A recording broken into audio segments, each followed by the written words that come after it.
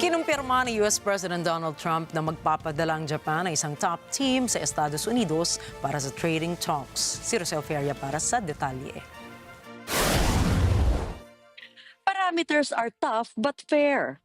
Ito ang sinabi ni US President Donald Trump sa kanyang social media site na Truth Social tungkol sa tinakda niyang mga bagong taripa.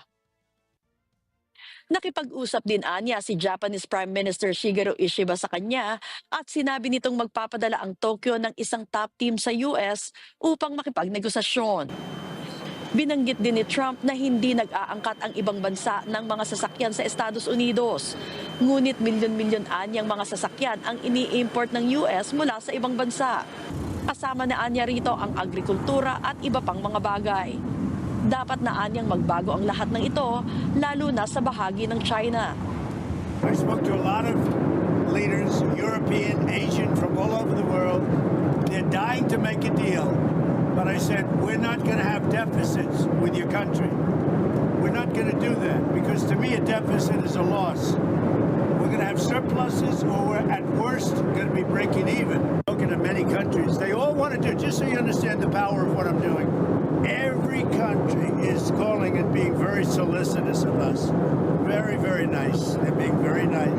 Sa loob ng 3 araw ng trading matapos ang ipinato na Trump Tariff 2.0 sa halos lahat ng mga bansa, bumagsak ang mga stock market sa buong mundo. Samantala, sa gitna ng sinasabing trading chaos ay naging safe haven asset ang mga bonds ng Federal Reserve. Dahil dito ay kumpiyansa si Trump na magiging mayaman ulit ang Estados Unidos gaya ng dati. And we're the piggy bank. We have all the advantages. Forget markets for a second. We have all the advantages. We'll get it straight out. We're going to become a wealthy nation again.